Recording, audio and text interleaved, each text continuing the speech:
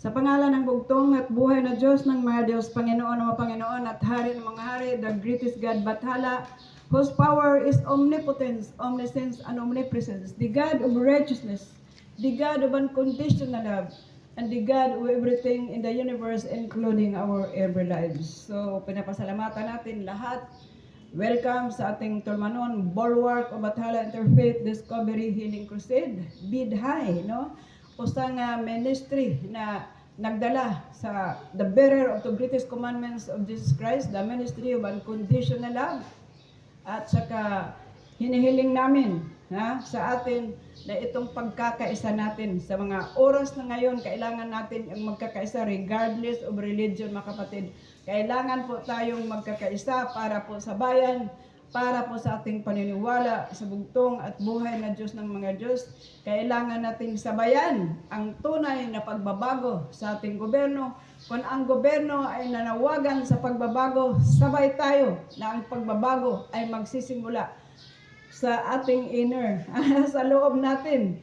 Kailangan ito munang mabago eh. Hindi talaga magbago ang ating gobyerno kung ang mga tao ay wala ring changes sa kanilang sarili. So how important ang pagbabago sa bawat isa? Kung ang ating Presidente Marcos nanawagan sa pagbabago para po sa ating bansa, bagong Pilipinas, so tayo din na mga tao, sabay tayong magbago mula sa ating sarili, sa ating kapunungan, sa ating ministry, o papuntang bansa natin, kasi ang kailangang pagbabago goes from within, then goes outside, magmula talaga sa atin, at tayo'y magkaroon lamang na tunay na pagbabago, mga kapatid, kung tayo ay matutong magmahal sa Diyos higit sa lahat at sa ating kapwa kagaya ng ating sarili. Bakit sinabi ko yan? Kasi kung wala ang pag-ibig, mga kapatid, ito ang kulang eh. Ito ang kulang sa tao. Lahat mayroong relihiyon. Pero ano ang kulang? Pag-ibig. Kasi kung ang tao ay may pag-ibig, kung yung namuno sa atin, yung mga opisyalis natin sa Senado, yung mga opisyalis natin sa Kongreso, kung may pag-ibig yan, walang korupsyon, mga kapatid. Hindi nila makayanang tingnan ang mga taong nalunupan, nagutom, at sila'y busog dahil sa kanilang ninakaw sa kabanang bayan. Anong kulang dyan? Pag-ibig. Kasi kung may pag-ibig sila sa Diyos, higit sa lahat, hindi nila kayang gawin yon. At kung may pag-ibig sila sa kapwa nila, hindi nila kayang tingnan ang mga kapwa nating nalulunod, nagugutom, at sila ay busog na busog sa kanilang pagnanakaw sa kaban ng bayan. Kaya nananawagan ng ating gobyerno, nanawagan sa pagbabago. Kaya ako din nanawagan sa pagbabago, sabayan natin ang pagbabago na yan. Pagbabago mula sa puso natin. From within, goes outside, upang hindi na maranasan ang mga pangyayaring ganito na nangyayari sa ating bansa ngayon. Nakita natin lahat. So ang kailangan natin, reconcile eh. Paano tayo makipag-reconcile, Nangyari na ang nangyari. So ang may kulang, ang kailangan, pag-ibig, mga kapatid. Iyon ang kulang sa tao. Kasi ang taong may pag-ibig, hindi yan manakit. Hindi yan hindi niya kakayanang tingnan yung kapwa niya na nalulunod, walang nakain. Tapos siya busog-busog. Kasi ninanakaw nila. Hindi thousands, billions of billions ang ninanakaw nila, mga kapatid.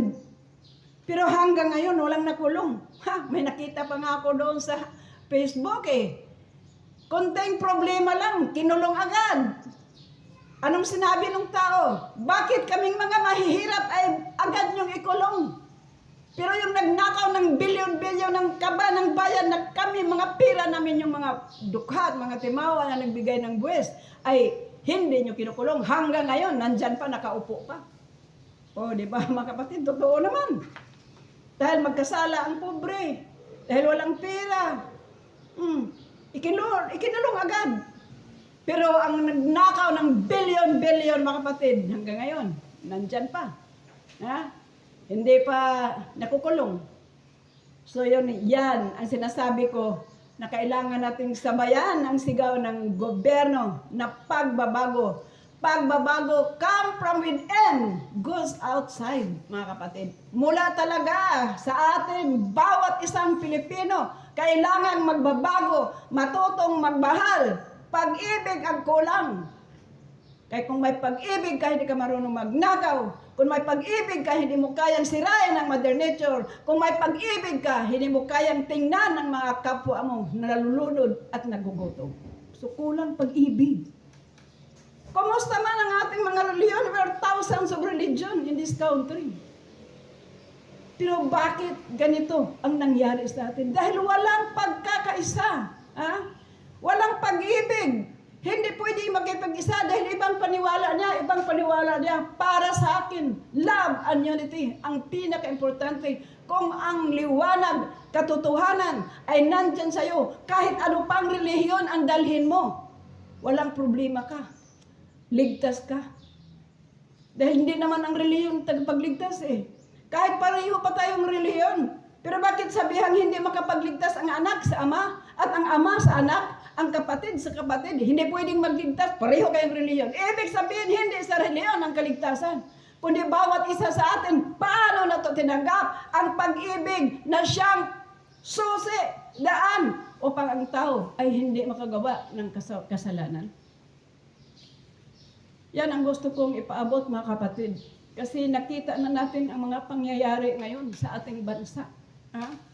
Nakita natin na kahit sirang-sira na ang ating Mother Earth, alam na natin na palagi ang global warming ay grabe na. Pero nakita mo ang tao, tapon pa rin ng basura. Bakit hindi ko alam? Kasi isa ako sa yung apo ko, member sa Purpose. At ang Purpose, mga kapatid, bawat simana merong nagwawalis sa komunidad.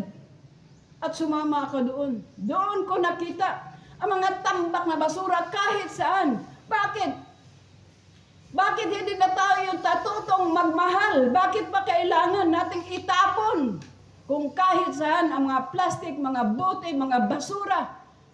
Kung ito naman ay kaya nating gagawin na hindi tayo magtapon. Kung talagang tayo ay disiplinado, tayo ay natutong nagmahal sa ating kalikasan, tayo ay natutong nagmahal sa ating komunidad, na hindi natin kayang ipolyot ang ating komunidad dahil maraming masisirang mga kabataan na magkakasakit. O, di ba, mga kapatid? So, anong kulang? Pagmamahal. Pagmamahal, wala tayong pagmamahal sa ating puso. Ha? Yan ang kulang.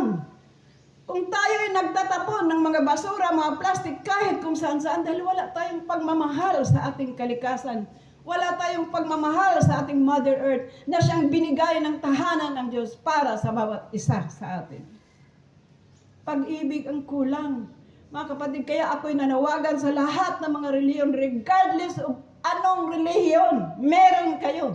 The most important, matuto tayong magmahal, matuto tayong makipagkakaisa sa ating kapwa, makipaghalubilo sa ating kapwa. Dahil yan lang po ang dahilan upang magbago ang ating komunidad, mga kapatid. Magbago. Itong aso parang, tumahol din po, balik ganyan, may nakikita eh. So yun po, mga kapatid. Kaya sa mga oras pong ito, ako po ay magpapasalamat na merong Diyos na nagbigay sa atin ng lakas, kalusugan. Gusto kong tumulong, mga kapatid. Gusto kong tumulong na itong kalikasan natin, itong kapaligiran natin ay malinis. Dahil cleanliness is next to godliness, mga kapatid. Pero una nating linisan yung sarili natin, the inner part of our body. Ang ating puso, mga kapatid. Kailangan open heart tayo, hindi na padlak ang atong utak sa mga bawat relihiyon nga kayo lang talaga ang maligtas. Kayo lang talaga ang ililigtas. No. Ang Diyos, walang pili, lahat. Tingnan niyo yung creation nila. Creation ng Panginoon. Ang kahoy walang pinipili kung sinong sumilong sa kanya, kung sinong kumakain sa bunga niya, kung sinong pumutol sa kanya para gawing lamisa, gawing bahay. Hindi namimili yan. Na ikaw lang na tao kasi ikaw yung sumaludo sa akin. Wala. Lahat na kinabang, sana dapat ganyan tayo. Hindi tayo magkakaisa sa relihiyon. May relihiyon ka, may relihiyon ko, pero magkakaisa tayo sa pag-ibig at sa talagang tunay na pag-ibig, mga kapatid. Pag-ibig sa Diyos at pag-ibig sa kapwa. Ano mga kapatid, ako'y umaasa, hindi pa huli ang lahat. Hindi pa huli ang lahat. Na tayo magsama-sama, magkakaisa. At ato din isubscribe ang Kawal ng Demokrasya, ang YouTube ng Kawal ng Demokrasya. Bakit? Dahil ang Kawal ng Demokrasya lang, Sir Kawalde Carbonil, nakipagbaka sa bansa about sa West Philippine Sea dahil hindi tayo papayag na mayroong aagaw sa ating bansa. Ang bansang Pilipinas ay para po sa atin at hindi para sa mga langyaw, mga kapatid, mga banyaga. Para sa atin. Magkakaisa tayo para sa ating bansa at magkakaisa tayo. Ako rin nanawagan, magkakaisa tayo. Anumang panampalataya, meron kayo. Magrespetuhay ta. Irespeto ko yan, irespeto mo sa akin. Ngunit huwag natin gawing hadlang upang hindi tayo magkakaisa sa paggawa ng kabutihan upang ating kapaligiran, ang ating kalakasan, mga kapatid. Pagtulong-tulungan natin. Dahil yan lang po ang paraan upang magamot natin ang mundo natin. Kung hindi tayo matuto, kung kalat dito, kalat dito, yung gagawin natin, tapon dito, tapon dito, walang mangyari.